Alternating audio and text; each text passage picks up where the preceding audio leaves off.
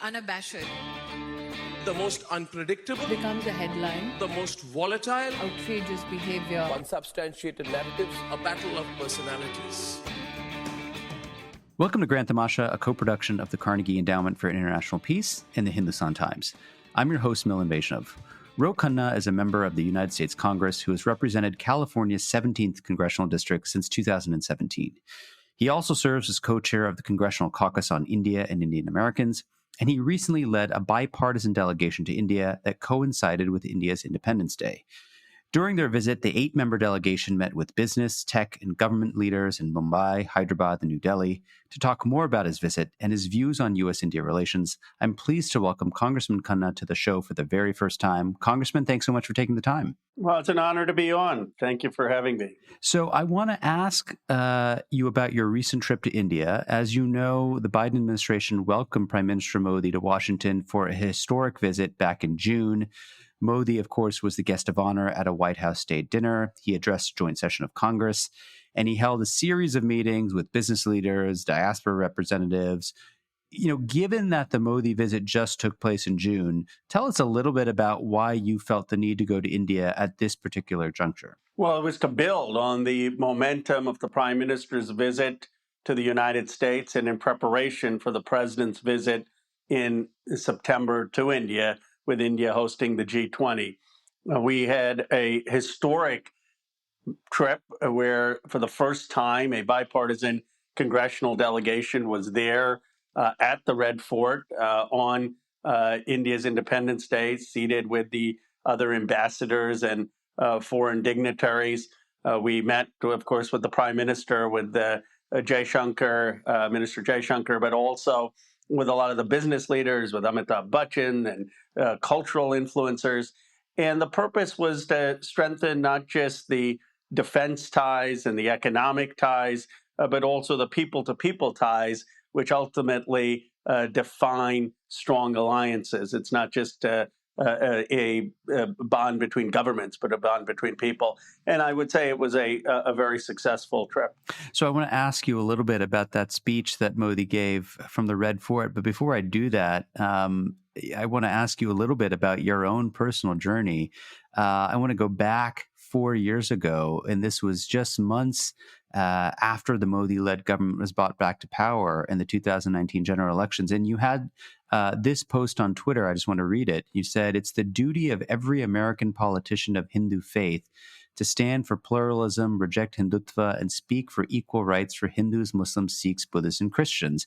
And you went on to note that this is the vision of India my grandfather, Amarnath Vidyalankar, fought for. You know, tell us a little bit, for those who don't know, about your grandfather and the impact that his life and his work had on your own views of India. Well, my grandfather is someone I deeply admire. I got to meet with him a number of times in the summers when I was a young boy. He passed away when I was around 9, but I have memories of him telling stories about the Mahabharata and about the Indian independence movement. He worked for Lala Lajpat Rai. He was in jail in the early 1930s, and then again would quit India in the 1940s, and became part of India's very first parliament when India became free. And he always talked about nonviolence. He talked about respecting the plurality of faiths. Those were values that he believed in. And, you know, one of the great honors of this trip was we got to go to Rajghat and, of course, pay respects to Gandhiji. And they gave a copy of Gandhi's autobiography, My Experiments with Truth, which I had read in college, but I was rereading it. And one of the things that struck me about the autobiography is his work in South Africa and how diverse it was. It was a work funded and supported by Muslims, by Hindus, by Christians, and that richness of plurality, which Gandhiji champions explicitly in his book and in his thinking, in my view, is defining for India, and as Gandhi argues in the book, defining for what a broad understanding of Hinduism itself. So this is a nice segue to talk about the kind of present day. As you mentioned, you and your colleagues were in India on August 15th, Indian Independence Day. You were there as Prime Minister Modi addressed the nation from the ramparts of the Red Fort. That's something the PM does, of course, every August 15th. I'd like to ask you to just kind of step back and give us your kind of macro assessment of where India is today, right? So if you were back in California and a constituent came up to you to ask you, how are things going in India? How would you respond to that question? I'd say there's extraordinary national pride. There is a feeling of self-confidence. There's a feeling of India being on the march, of India being a nation of equals among other nations, and of a rising power that's finding its voice in the world.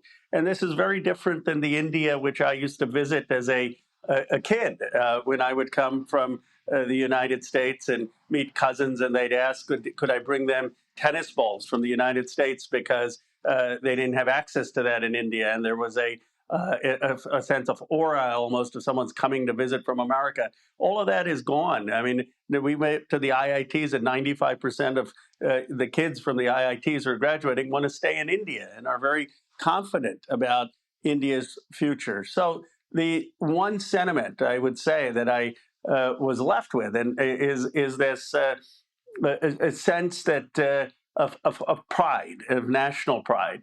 Now, there are obviously issues, and we can get into that, and it's not a perfect democracy. We're not a perfect democracy, but that would be my one sentiment of the trip. It's funny that you remember tennis balls. I remember when my brother and I used to visit with our parents back in the 1980s, we would bring Ovaltine, chocolate powder, and Tang. You remember Tang that created this fluorescent orange kind of a drink, and that seems like a lifetime ago.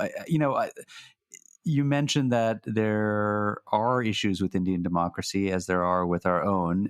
Before your departure to India, you met with leading human rights organizations in the United States, many of whom are very concerned about the trajectory of Indian democracy. Could you tell us a little bit about the concerns these organizations shared with you? And to what extent did you raise these issues with your government interlocutors when you were in New Delhi? Well, they're concerned about making sure that India is a nation that has dignity for all people and for everyone, regardless of their faith, and that they feel that some places that is being compromised. And so, when I was in India, I met with Tushar Gandhi, the great grandson of Mahatma Gandhi, who shared some of his concerns. I met with Muslim leaders from Haryana who shared some of their concerns about people who spoke up in protest against certain government policies. I met with the cookies and representatives of the cookies from who spoke about their concerns in Manipur.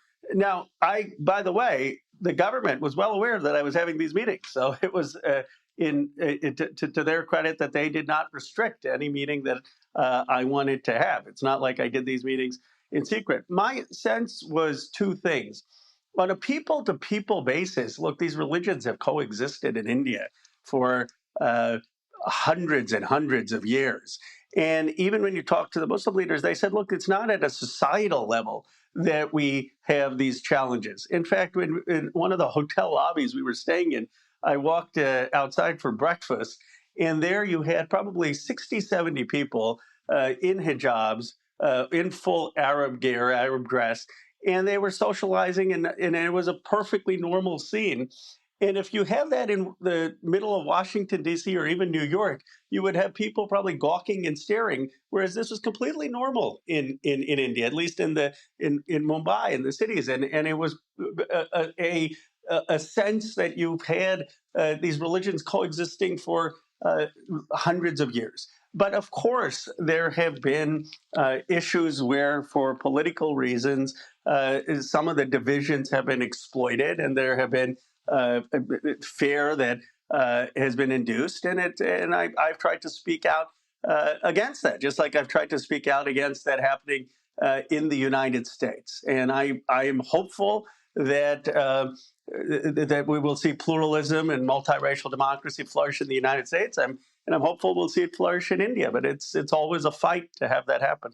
You know, the Biden administration has been criticized by a lot of human rights and pro-democracy organizations for being insufficiently forward when it comes to signaling their discontent with democratic backsliding in India. And at times, this has clashed with the administration's overall emphasis on the global battle between democracy and authoritarianism. You know, I'm wondering if you might assess the administration's handling of democracy issues when it comes to India.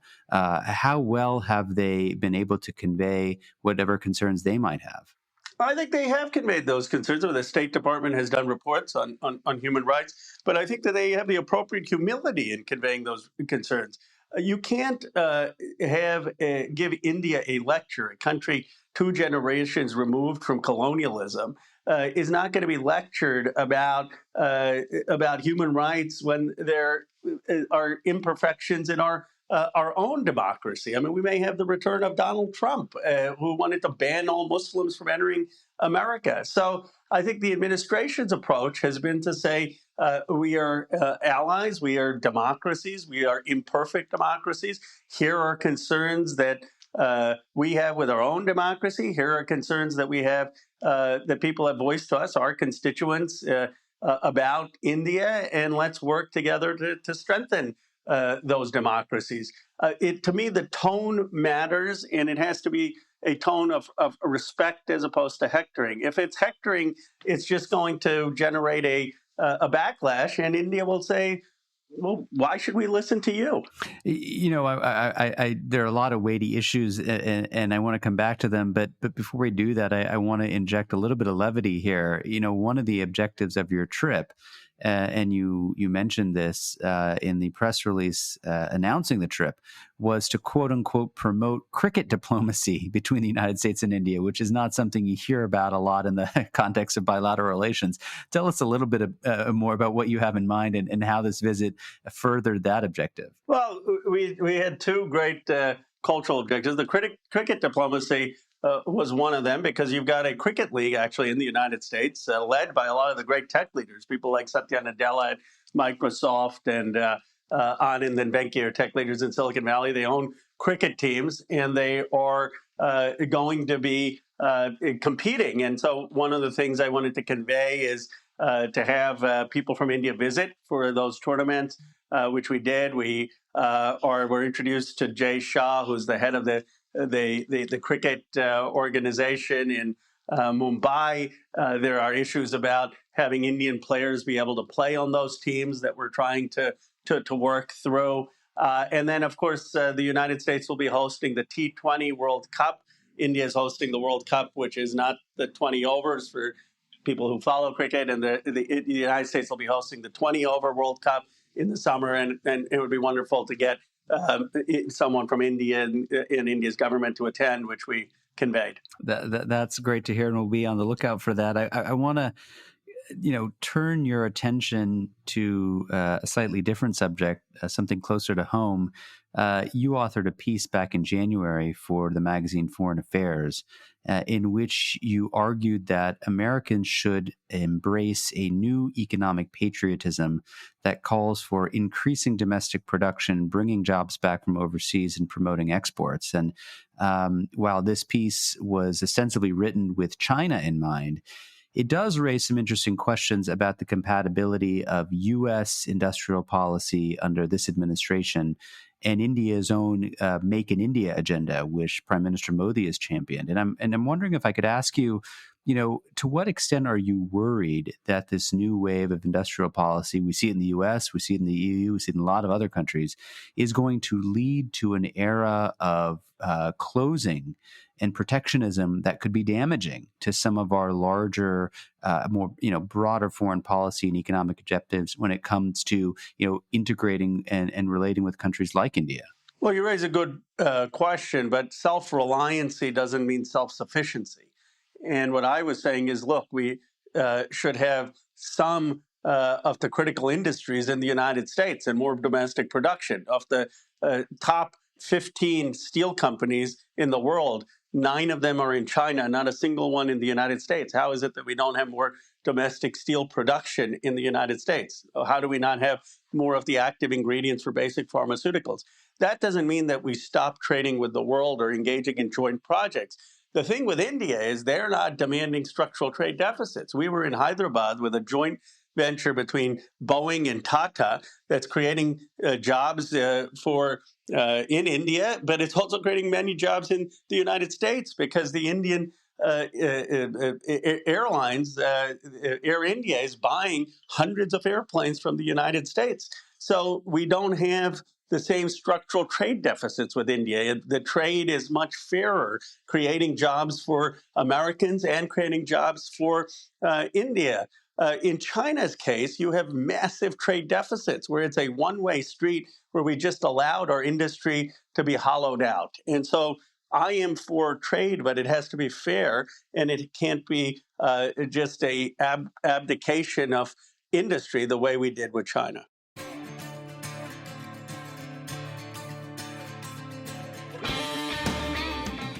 Hey, Grant the Masha listeners. Thanks for listening to the podcast. Putting this show together each week is a labor of love, but it takes a lot of work to put out a great show every week. If you'd like to support the work we do at Grant the Masha, please visit ceip.org/donate. Don't forget to subscribe to us on Apple Podcasts, Google Podcasts, Spotify, or on your favorite podcasting platform, so you'll be the first to know when a new episode rolls out.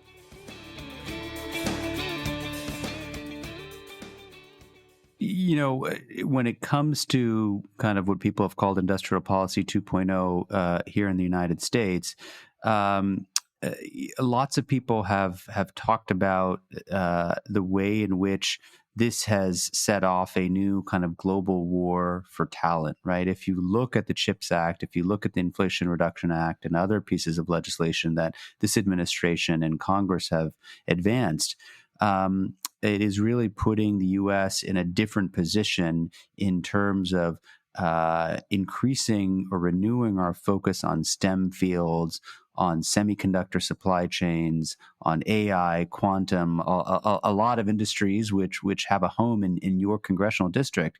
But many of those industry leaders, whether it's Intel, whether it's Apple and others, have said, we don't actually have the talent necessary in the United States unless we address issues in our immigration system. So it seems like there is an opportunity here to allow for greater labor mobility, so talent in India can come and work in the United States, and we can make the most of our industrial policy at home while strengthening connections between the U.S. and India.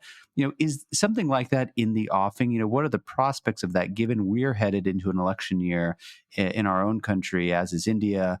Immigration, as you know, as a member of Congress, is a perennially thorny issue when it comes to negotiating the politics. How do you see this suite of issues, and can we make progress on this front? We need to. I mean, immigration strengthens the United States. It's not coincidental that my district, Silicon Valley, which accounts for 1/3 of the entire value of the S&P 500, $10 trillion, 30 companies have generated this extraordinary market value, probably the most wealth generated any single place in the history of humanity, is blessed with immigrants from around the world. And this is a unique advantage of the United States. People want to come to the United States from all over the world, and we're getting that talent. This was a huge advantage for us during the Cold War when the Russians basically wanted to, Soviet Union, the Russians wanted to emigrate. We said, okay, come to the United States and we'll have you do your creative work here. The United States has always been this magnet.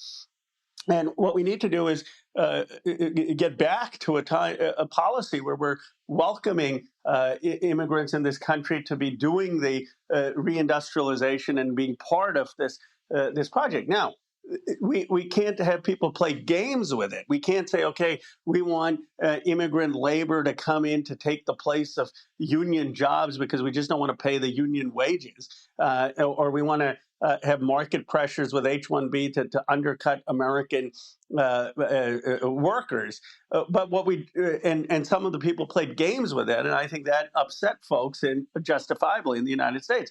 But what we need is folks to come in for doing some of the work where we don't have the pipeline yet, and to at the same time invest in the STEM pipeline. And it's a balance. And this is something that we're coming across at TSMC, which has been delayed in Arizona. Some of it is not justified because, in my view, they're trying to displace the union with just cheaper labor, and that's not going to fly. But some of it is justified in that they need some of the engineering talent from Taiwan to come into the United States to help coach and train the manufacturing here, because we haven't had that capacity for years. So we're going to have to find the balance to have successful reindustrialization.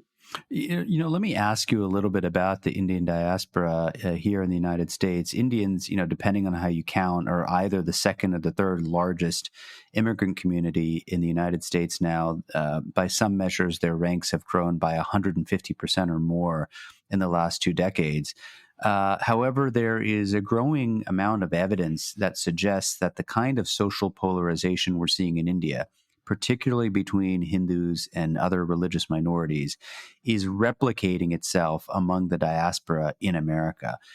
How concerned are you that polarization that takes place a long ways away in India is being imported into the United States and starting to seep into the diaspora in America? I haven't seen that in my upbringing. I didn't see that in how I grew up in Bucks County, Pennsylvania, where we had friends of South Asian origin of all different backgrounds. Didn't see that in the South Asian organizations I was part of at University of Chicago or Yale when I was at law school, and haven't seen that in my political career, where I have been blessed by support from Hindu Americans, Sikh Americans, Muslim Americans, Pakistani Americans, Bangladeshi Americans, and when people don't believe it, they can go look at my FEC reports, and they'll see a very broad base of support. And so I think you have the fringes that tend to be louder in the United States on maybe social media or speaking out. But the vast majority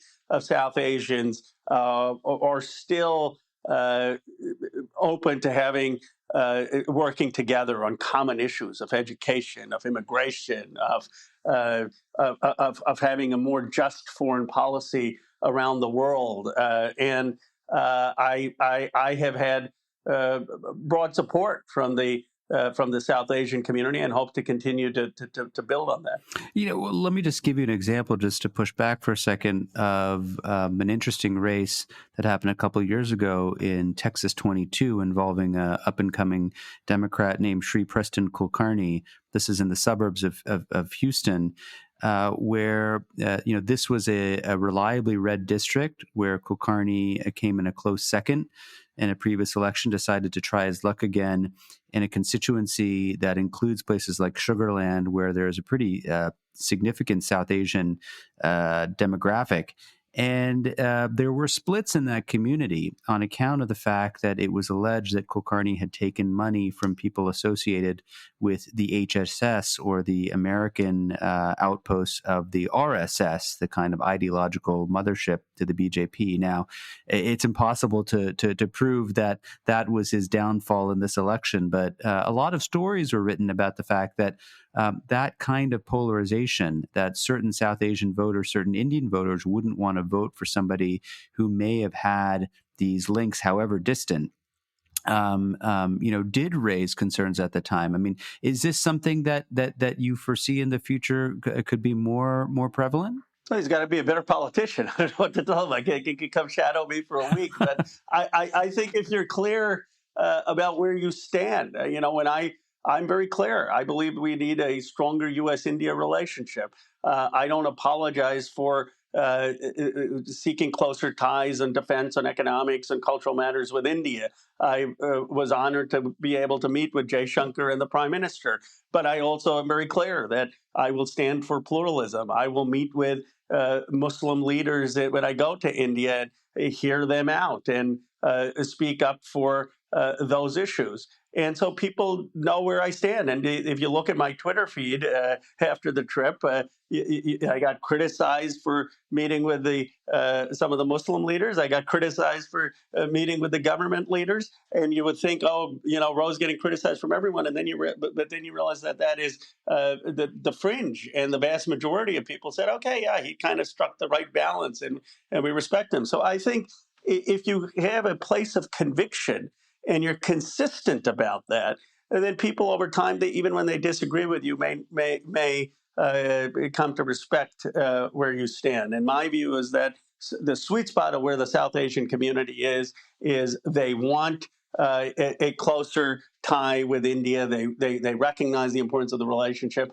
but they want that to be in a way that is inclusive of recognizing the dignity of all faiths and one that celebrates India's secular and pluralistic traditions. You know, we're headed into what looks to be a pretty bruising and brutal election cycle in the United States. There's one study which shows in 2020 that Asian American voters specifically moved towards Donald Trump by 7 points compared with 2016. Now, it is true that in the aggregate, Asian Americans still vote overwhelmingly for Democrats, but there is mounting evidence to suggest they are more open to Republicans than they've been in the past. I just want to read something you said to NBC News the other day, where you said Democrats need to speak to the aspirations of the Asian American community, which is to have the opportunity for the American dream for themselves and their kids.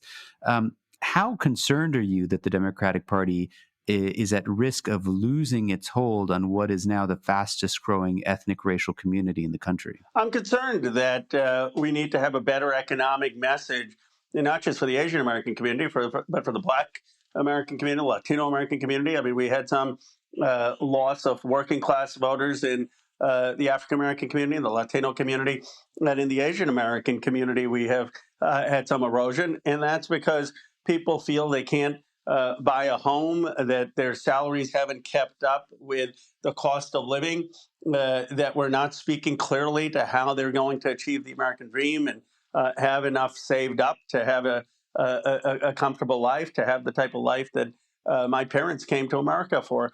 And I believe the Democratic Party is the party that's providing the economic revitalization of this country and needs to do so in a big way and have a real mission that can inspire people to say, we're going to bring the new manufacturing jobs, the good paying jobs to your communities. We're going to bring these new technology jobs and technology hubs to your communities and help achieve the American dream and make sure that you don't have to pay $700,000-800,000 just to have your kid get an education in this country. Make sure that you're not going to have to go bankrupt or have tremendous medical debt. Make sure you're not paying $10,000 for childcare every year.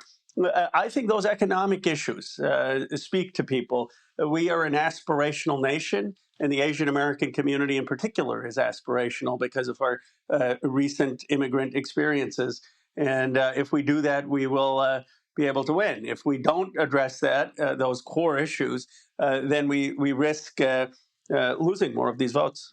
Congressman, you've been very generous with your time. Let me just ask you one final question about the future as it regards the U.S. India relationship. Your district, California 17, of course, encompasses Silicon Valley. And I paid a visit there last May. And there is quite a lot of excitement about how the United States and India might work together on next generation tech, right? So things like AI, quantum. Much of this cooperation will take place under the aegis of something called ISET, the Initiative on Critical and Emerging Technologies.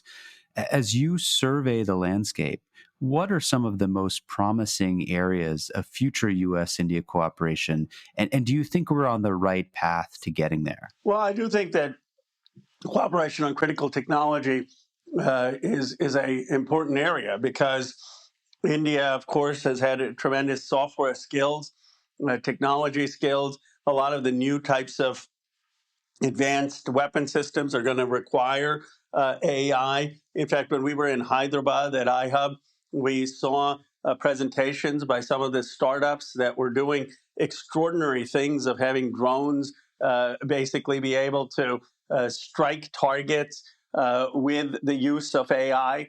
And it will help the United States remain the preeminent military in the world if we are able to use some of that talent to develop our technology in a way that is strong. We need to make sure, of course, that the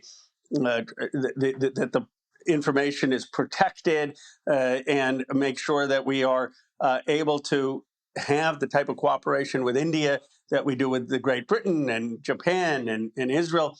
And that takes time to build that kind of trust. I mean, in 1965, we banned all arms sales to India, and that was the policy for almost 40 years. So you can't expect countries to suddenly then have a relationship like we do with the allies we've had for 30, 40, 50 years.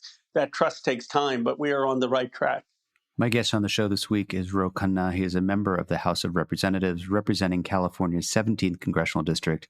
He also serves as co-chair of the Congressional Caucus on India and Indian Americans and recently led a bipartisan delegation to India. Congressman, I know that time is very precious. Thank you so much for taking the time to talk to us about your visit, about the U.S. and India, and about the diaspora. Thank you so much. Appreciate it. Granthamasha is a co-production of the Carnegie Endowment for International Peace and the Hindustan Times.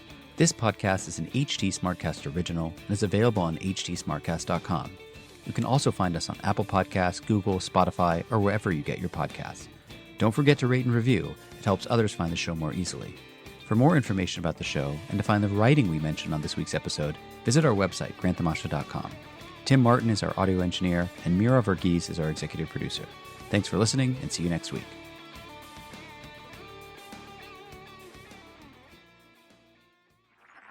This was a Hindustan Times production brought to you by HT Smartcast.